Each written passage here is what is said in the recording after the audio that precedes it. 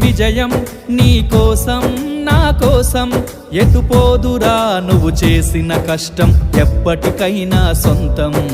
కాలంతో పయనించే వాడికి కానిది ఏముంది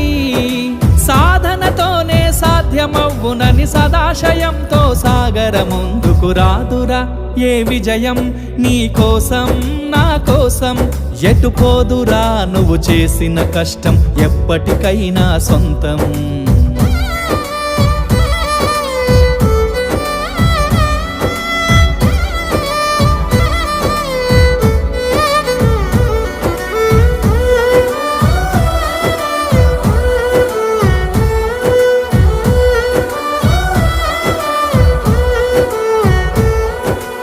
ఆకాశంలో అలలాగా పోయే ఆ పక్షులనే చూడు